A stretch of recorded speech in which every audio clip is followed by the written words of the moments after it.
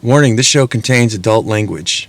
Welcome to another edition of Up and In It. I'm your host, Adrian Babashoff, and if you're new here, welcome as well. And if you're wondering what the show is about, it's entirely dedicated to improving quality of life for both people and planet through liberation and independence, moving you from surviving to thriving and living life on your own terms. All right, so this is episode 289, and yesterday we did our show on why we need to change and adapt to the changing times and things like that. And I felt like I talked a lot about pivoting, and I gave good reasons. I felt really confident and great that we talked about why we should pivot and a little bit about how, but I didn't feel great about giving you guys strategies to deal with that. So that's what today's show is about, going back from episode 288. So let's jump right in of pivoting. Now, this is pivoting for business and life, and we've talked about how these hard times and things happening right now, and for me, life is always a pivot. I'm always having to do things. So it's like a muscle, as I explained in episode 288, where you get used to having to change things around. You know, we have a lot of comfort zones of things that are very predictable, used to be predictable, but everything has to change. Everything, if there's one thing for certain, nothing is for certain. So it's actually really, it's a liberating feeling, like in my life with a lot of the things that have happened, a lot of things that are going on now. I'm relatively, I'm minimally affected. And most cases I'm not really affected at all. And it's because of the art of pivoting and the skills of pivoting in both my life. Let's talk about life a little bit first.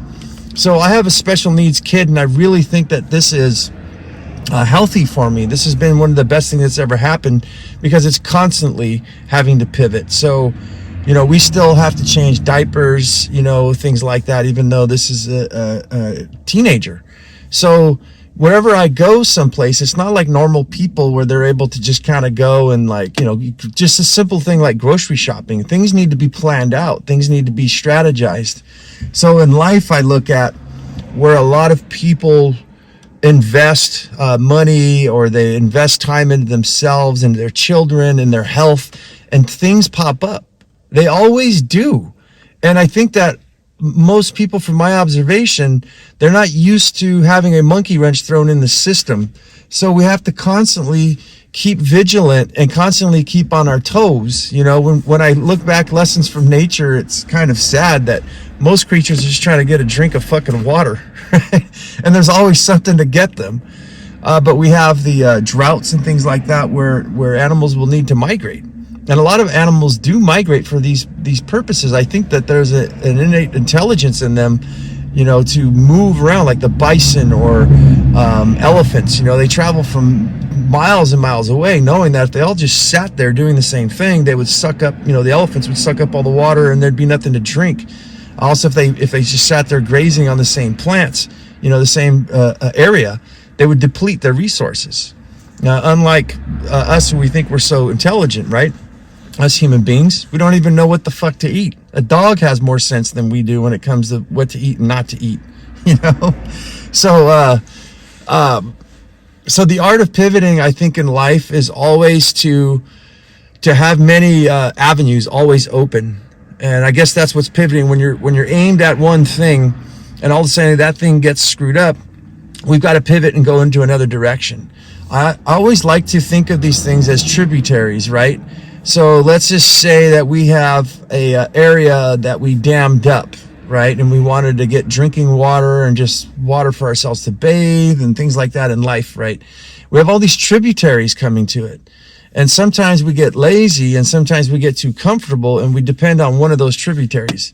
Now, what happens if we get a drought or a tree falls and diverts that water over, as we talked about on episode 288, that tributary, for some weird reason, gets screwed up. It dries up, right? The spring stops. Well, we're going to have to go find another tributary. So when I think off the top of my head here with like health, we have something like the coronavirus coming. Well, we have to switch gears. For myself, to pull from personal experience, a lot of the sugars that I was eating in my food, a lot of carbohydrates and things like that, cheap foods, white rice, spaghetti, and things like that, saves me a lot of money, but doesn't really do much for health. So we had to switch gears. We had to pivot for our health. Also introduced one of my favorites, Paul Stamets' high immune system mushrooms. This is fungi perfecti. And it's a mixture of like turkey tails and reishi and stuff like that. It's supposed to high boost your immune system. So we pivoted a lot, changed a lot of our food intakes into more vegetables, fruits, meats, and stuff like that. Trying to lay off a lot of the sugars. We don't really drink soda. We don't really eat junk food like most people do. But what I consider junk food is, canned foods and things like that. So tortillas, white rice. So we had to pivot all those things over, and relatively we got through the coronavirus, not really beat up at all. I think I got the blunt end of it for some reason, but my kids didn't really get much. I didn't get it too bad, not as much as some of my family people I know. So yeah, in personal life, I think where you live, with your spirituality and things like that, I look at living in the city, in the brown cloud of things, in the pollution in the air, places that you would look at where you would want to retire, all of a sudden everything changes. It's always good to have, I think, like the life of mobility for me, living tiny, living full-time in an RV. For those of you who haven't been following me, I've been living in an RV, stationary RV, not traveling around, in an RV park. And I'm paying a fraction of the rent that most people do. So by pivoting from a house from what I used to have, I've actually cut my rent by, I would say, a third, or probably about 2/3. I pay about a third of what most people do in the area where I'm at. Water and trash are paid and things like that. But the thing that really opened my eyes to is when I started to stress and kind of look at things and go, well, what could we do? What should we do? And one thing that came up to me about pivoting was that we can really take off and go anywhere. We're not really stuck. I've talked about this before in past shows, where for us to pivot would literally be hook up the home to the back of the truck, from which I'm recording this. If you guys can hear the background noise, sorry about that. It's vehicles passing by. But our lives are very pivotable, if that's a word. We can easily pick up and move relatively quick. So I guess when I talk about business too, it's the same strategies for life. I'd like to look at, say, my garden business first. So my garden business, as we talked about, tributaries. And I want you to when I'm explaining to you what I'm developing in my life, think about this in your life, in your home, your spirituality, your health, everything. Look at how these things intertangle together. These tributaries all kind of come together. If one of them dried up, there's always something else in life. And this creates a lot less stress. This creates a lot more stability and more assuredness that, hey, we're going to make it through. So in the strategies of my garden business, I'm growing my own food. I'm getting the best tasting food on the planet. I'm getting exercise. I'm getting vitamin D by being in the sun. I'm getting a lot of my nutrients from the plants that I grow. So there's a big benefit right there. Also, I don't own the land that I grow my food on. I'm a spin farmer, meaning I grow food on somebody else's property, and in exchange I pay the water bill, and I give them free, food, exchange baskets of harvest and things like that. So what happens now is that this garden business is such a good example because it's so diverse. So what happens for me, luckily, I've invented a way of gardening that's different from anything else out there. So this affords me now to be able to sell a product. I can sell online courses. I can do YouTube videos about how I'm growing, why I'm growing. I can write a book, an ebook, a physical paper book on how to build these systems. I can also start selling the actual product. The actual biodegradable container gardening is what it's called. It's made up of burlap and wire baskets, drip irrigation, and all of these things can be formulated. I've had to tweak them out to make them fit what I'm doing. But a lot of these things could be turned into a shipping business where we would make a product and be able to ship it out. In fact, that's my dream, to be able to work from home to take care of my special needs daughter and to be able to sell. That's like my big winning ticket, right? My Willy Wonka golden fucking ticket. To be able to manufacture these things and be able to sell them and ship them out from my home. This also, if there was ever a community or family members, any kind of people, this affords us to live way out in the country, where I would prefer to live, away from the brown cloud of toxins and things like that, the mad hustle and bustle of the city. But we all need to make money somehow. So this would afford, if I get it off the ground, this would afford a lot of people who would want to come live on the property with me, say, or my children or my children's children. Us, we would never really need to leave anywhere. We can do everything from home remotely, from anywhere in the world, really. It make it a little easier, I think, in the United States, where we're able to go to the Postal Service, But so yeah, the diversification now ends up happening to where the biodegradable container gardening is actually helping save the planet. It's helping to teach people how to feed themselves. We're able to turn urban backyards into actually food production systems. We're actually creating habitat for wild insects and animals, lizards and things like that. There's so many things across the board where this is going well. Now, when we tie this into spirituality, I think that there's nothing better in spirituality than taking your shoes off, being grounded in the soil, and actually sticking your hands inside soil and working with plants. Putting a seed in the ground and watching, it's like giving birth to you're nurturing, you're giving birth. You're not actually giving birth, but you're raising these plants from seed, from baby embryos, all the way into an adult plant.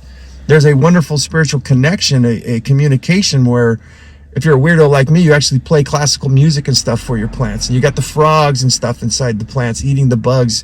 And just the watching how the plants change and things. There's a huge spiritual connection in there for you. Visually and all the senses, the smells when you brush up against a tomato bush or a mint bush. You get these, like marigolds, they let off this wonderful aroma. Right? And you get to see the bees coming in and pollinating and how everything works together. And I think this also gives purpose. I think one of the biggest problems in people's lives, as far as depression and things, not to sway off too hard from, the immediate point here, is that a lot of people don't have a purpose in life. And that, I think they know it deep down inside, working in a cubicle 9 to 5. You're never really nurturing. You're never being nurtured.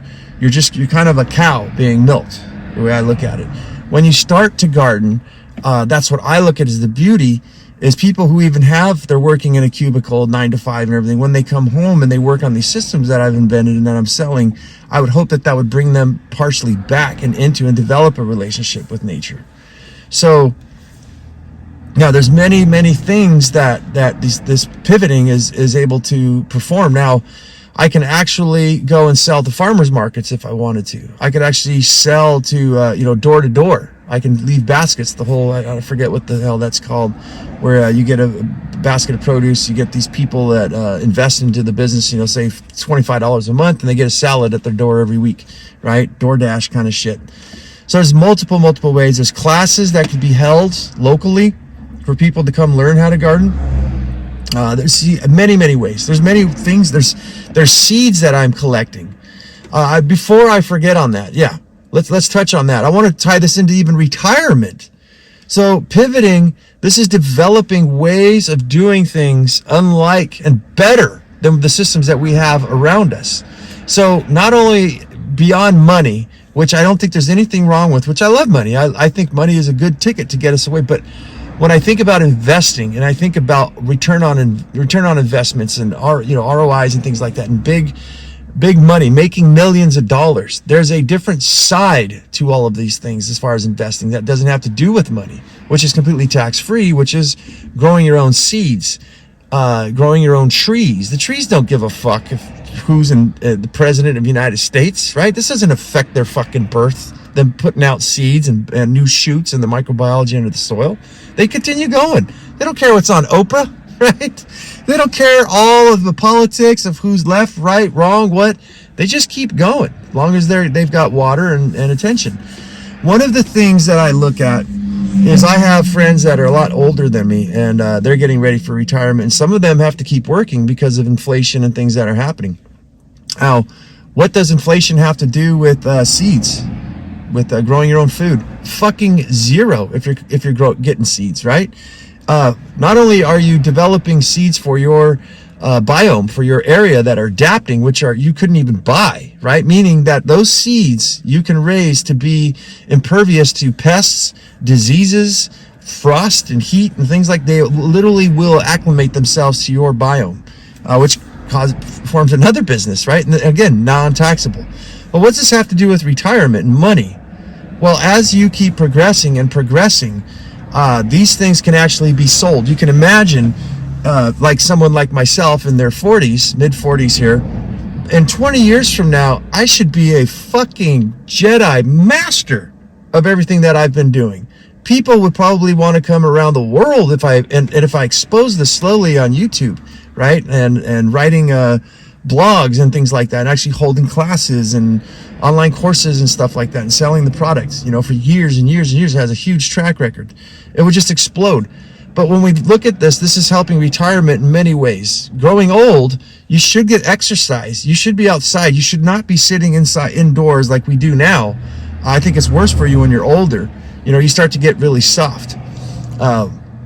So by getting out and growing your own food, you're getting that exercise, you're getting fresh air in the sun. But also I think when you're growing old, as far as retirement, an ROI on yourself, an investment, a pivot, if you would, from the systems that we have, you should probably eat a lot more fruits and vegetables besides getting exercise and things like that, so you can get a lot of the vitamins and minerals that the body needs. Fresh vitamin and minerals with enzymes in them that help you digest and process those vitamins and minerals. So you see how we're investing in our health. So now the tributaries is really, really wide and open to where we have the ability now to where we're exposed to a wonderful outdoor environment. We're getting all the health and the vitamins and minerals that we need in exercise. And now we're creating wealth, right? We're creating wealth for ourselves. There's still money coming in. So therefore, why would you ever retire? So that's the big spin. That's a big pivot. Even if things weren't fucked up like they are right now and getting worse and worse every day, even if they weren't, as I say on this show a lot, we're doing things that are good for the planet, which we haven't even mentioned, right? That stack functions. They have multiple functionalities, unlike our systems that we have right now. So unlike some of the people I know who are getting ready for retirement, and they got to keep fucking working. And a lot of them are working on shit they fucking hate. They're working a job. My friend just let me know that he's been working for 40 years and has not taken more than he's never taken a 2-week vacation. I've taken a fucking month and a half, 2 months, 3-month vacations, but I'm not well financially set up as he is. I'm not at that age though yet as well. But when I look at something like this, for me, I love gardening. I mean, there's a lot of things that I love to do, but gardening is definitely something I can see myself doing for the rest of my life. And as far as an ROI and pivoting, I can think of nothing better than that example, to be able to focus on basically something that you can do for the rest of your life that you like doing, so you don't have to retire, so that you have a safety net, so that if I don't think it's if. I think inflation, for those of you who don't know what inflation is, I'm sorry, I forget that a lot of people aren't into things like this. This is when your dollar loses value, right? You guys all think about when you were a kid and you're able to buy a stick of bubble yum, whatever, a Snickers bar for like 50 cents. Now it's like close to $2. That's what it means. That 50 cents you had doesn't buy you shit from 10, 15 years ago, whatever, 20, 30 years ago. Oh my God, I'm old. But yeah, watch how your money just gets deflated. And this is how you're supposed to retire. This is the wheel of the system that keeps us rolling and stressed out and unhealthy. And we all expect to not have to pivot. So that's what we've been raised to live life, I think, is let's just find something that works and stick with it. Why fix it if it ain't broke, right? You need to constantly be working on it, but it doesn't have to be work that's something that you don't like. Maybe granted you don't like to grow your own food. I'm not just, this is an example again, as I explained all this, think about in your life of all the things, and I'll give you guys some more on some other notes. Think about how diverse this makes you, your life. But there's a lot of things that you don't want to do, I'd imagine, but growing your own food, at least bartering something that you have for fresh meats and vegetables and fruits and things like that, to be in the loop, to eat it for the flavor and everything and for health. Find something that you can do so that you can combat inflation and be able to retire and live a much smoother, easier life. A lot of it doesn't have to do with money. I am totally for, I think there needs to be an equilibrium of making money and also realizing the ROI on business, but in the natural world, right? So we're to repair the earth and permaculture, as we need to start sharing a lot more of how we're able to repair the earth, and it causes a perpetualism of things where you're nurturing it and it's feeding you back. And it's just this cycle, this symbiotic relationship that just keeps evolving into something bigger and better, to where there's so much. You can't even eat all of it, you can't even deal with all the money, the ROI, the investment. You need to give it away, compost it. Like, it's just falling off, it's falling down off the shelves and hitting you in the head. You got so much. That's a good, wonderful thing to have. All right, let's move forward then. I'll talk about where I'm heading to right now is actually my roofing business. So some things are hidden, I think, in business and also in life. In my roofing business, a lot of people, I think contractors and stuff like that, the reason why I've been so successful and kept everything up is that I'm always pivoting and looking for new things. So when I look at this in roofing, a lot of people look at just roofing tiles and roof sheeting and roof shingles and wood shake shingles and stuff, basically the surface of the roof, just the demo. They never think to go, you know what? What about chimney caps?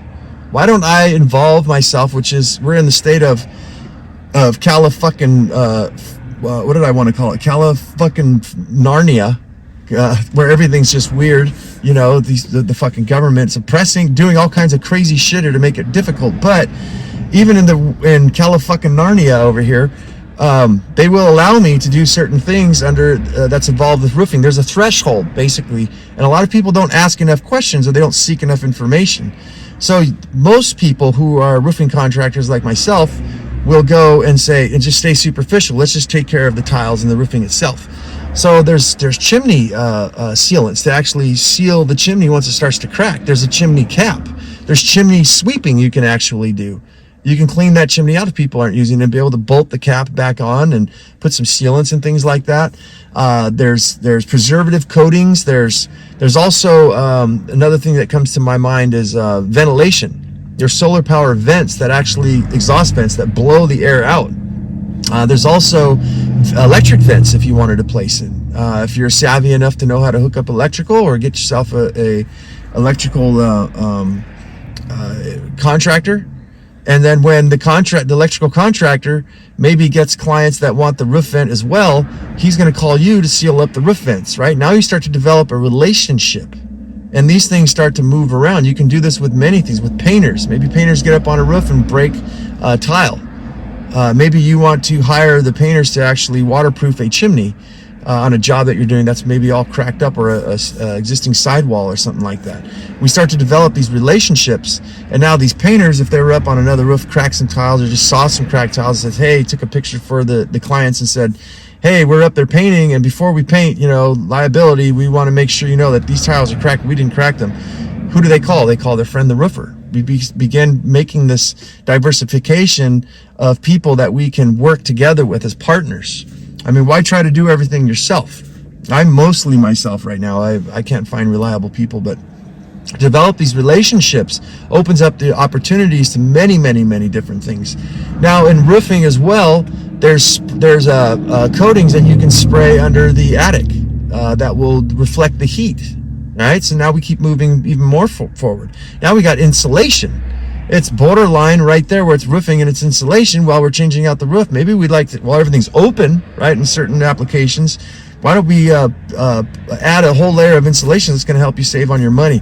So there's many, many things that we can do. I mean, there's so many in the roofing industry that I look at, as far as applying these high-tech coatings that we've done, epoxies and stuff like that.